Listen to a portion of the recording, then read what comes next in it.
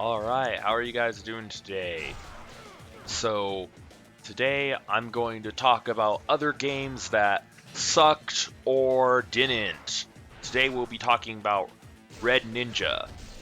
This game came out in 2005 for the PlayStation 2 and the Xbox.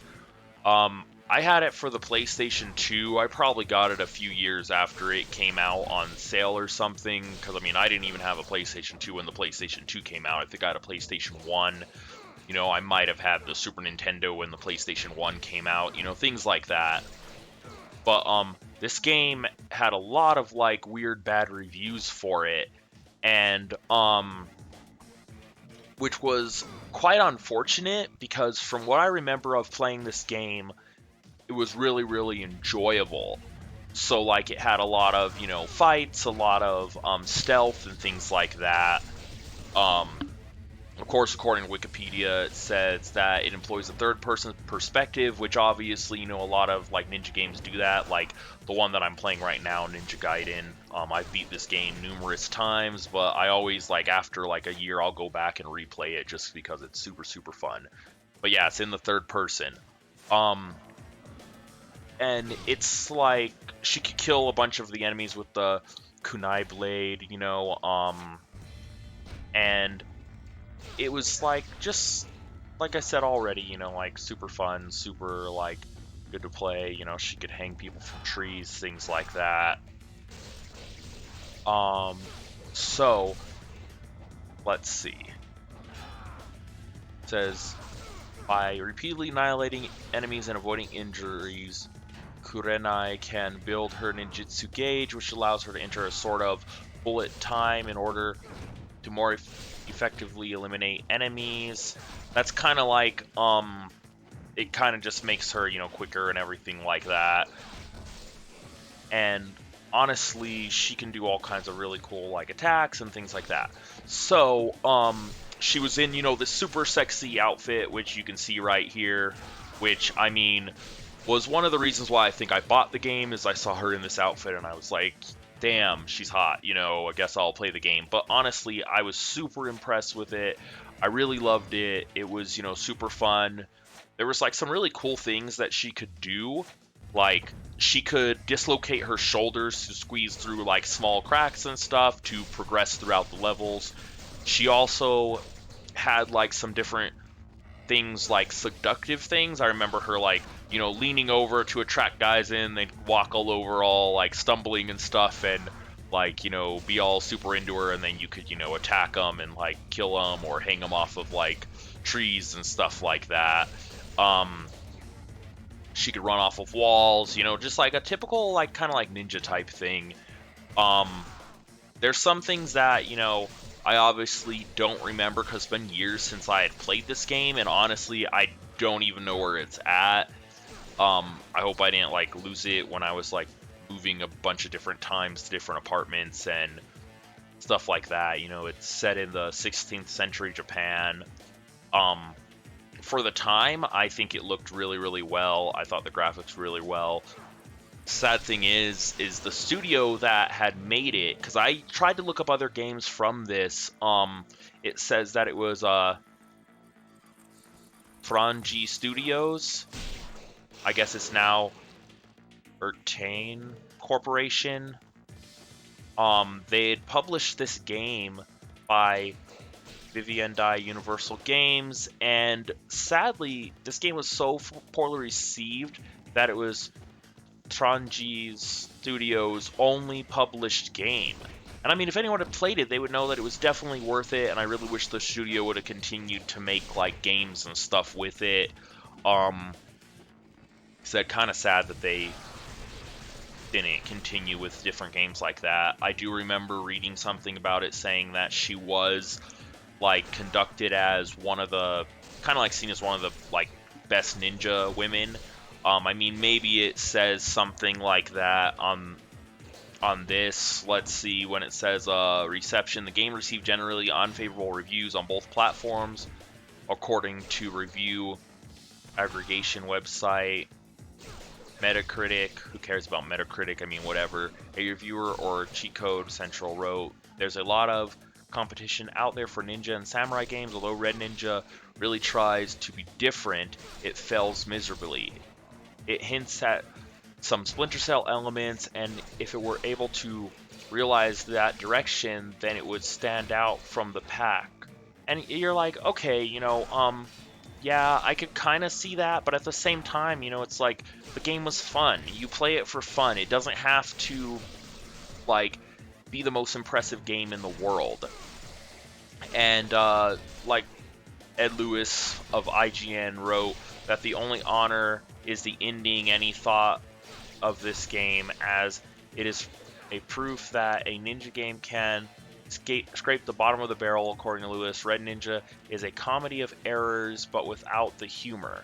For the camera, to the movement, to the overpowered Tetsugen, to the uninspired nature of pretty much everything, this game disappoints in so many different ways.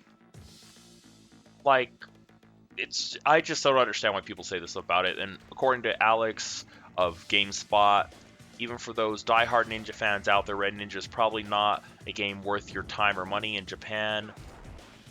Famitsu gave the PlayStation 2 version a score of 2.7, 1.6, and 1.7 for a total of 27 out of 40. In 2009, Game Radar included Red Ninja among the games with untapped franchise potential, commenting, in the hands of a proficient developer, Red Ninja could be much more than a poorly executed Tenchu knockoff. After all, who wouldn't want to play a game that contains a properly executed ninja seduction, stealth kill mechanics? So they said that she was actually the main character, Kurenai, second on their list of most memorable hitmen in gaming in 2009, and also included her in among the 9 sexiest ninja babes in games in 2012, comparing her to Misa Campo. Yu-Gi-Oh! Networks featured her on their list of 25 hot ninja girls in 2011. Game Hall's Portal gameplay ranked her as the 43rd game chick in 2014. So, I mean, obviously a lot of people, really liked her, really thought she was, pretty hot and everything like that. And I mean, like, if you, like, kind of look at, like, the images, it was, like, super cool. She was, like, really cute, really, like, fun to play. There's, like, some screenshots of her chopping some people in half.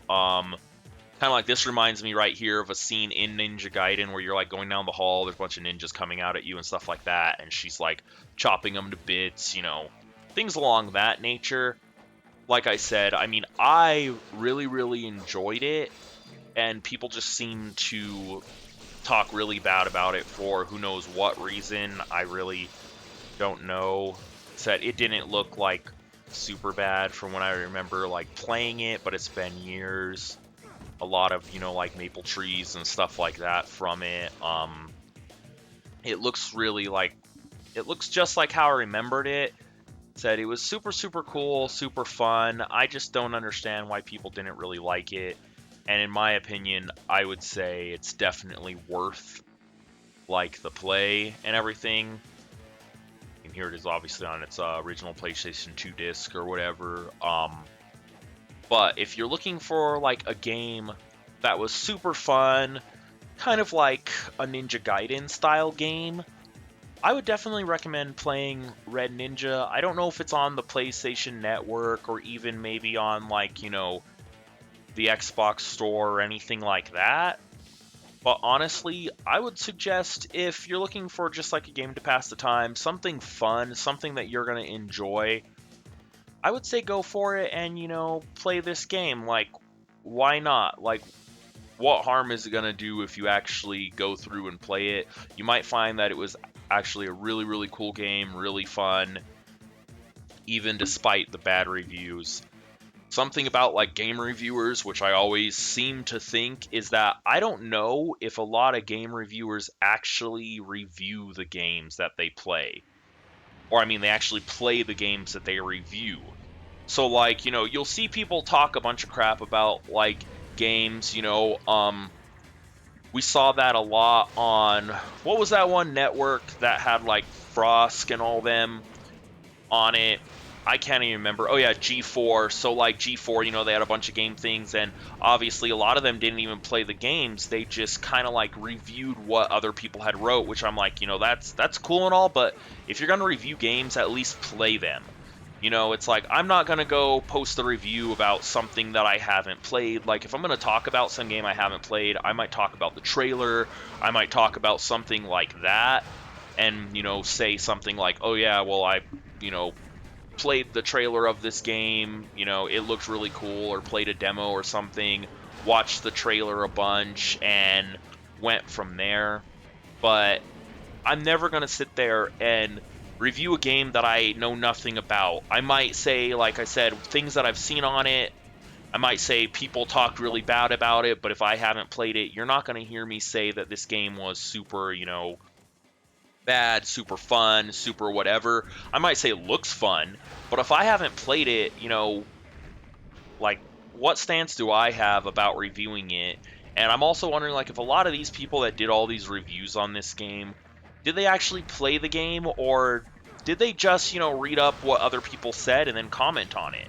That's something that I always am curious about because if you want to talk about like bad controls and stuff like that, and they're talking about it, like for instance Ninja Gaiden here, like this first one for the Xbox when it came out, it's like the controls are kind of weird, they're kind of strange. Toggling the camera can be a huge pain and everything, but it's like noted as being one of the funnest games. Like people really love it. I mean, who doesn't love like Ryu Hayabusa? Like he's super fun to play. He's like one of the like most well-known ninjas, especially with like Dead or Alive and all that. But honestly, like no one complains about the controls here, and Red Ninja had very similar controls. I definitely say it was one of the more fun games back then. It's kind of like, and maybe I'll talk about that at some point, is Dragon Ball Z Sagas. I thought that game was super fun, and I mean now they have Kakarot and everything, which I do have that and I have played that as well. But I'll talk about that as another time. So as of Red Ninja being a game on games that suck or didn't suck, I would say this game definitely did not suck. Don't listen to what a bunch of reviewers say. If they say they played the game and then they gave it a review, then that's their opinion. That's cool. But if they don't say that they actually played it, don't even, worry about that. So I say play on, enjoy the game, and just continue with the things you love. And check out Red Ninja if you have a chance. If it's on the PlayStation Store, check it out. So yeah, play on, keep going forward, and enjoy. Take care, guys.